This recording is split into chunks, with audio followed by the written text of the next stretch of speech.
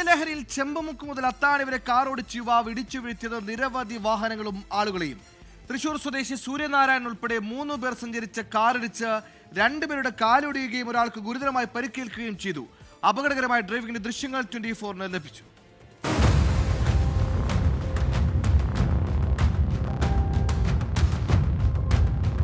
ഇന്നലെ രാത്രിയാണ് തൃശൂർ സ്വദേശിയും 2 സുഹൃത്തുക്കളും ചേർന്ന് ചെമ്പുമുക്ക് മുതൽ അത്താണി വരെ അപകടകരമായ രീതിയിൽ കാർ ഓടിച്ചത്. മദ്യലഹരിയിൽ സഞ്ചരിച്ച സംഘം ഓടിച്ച കാറിടിച്ച് 2 പേരുടെ കാലൊടിഞ്ഞു.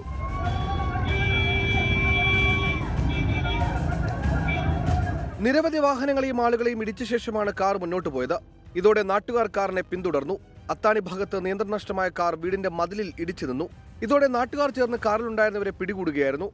കാർ റോഡിലൂടെ സഞ്ചരിച്ച ബൈക്ക് യാത്രക്കാരെ ഇടിച്ചു തെറിപ്പിച്ചതിന്റെ CCTV ദൃശ്യങ്ങളും പുറത്തുവന്നു.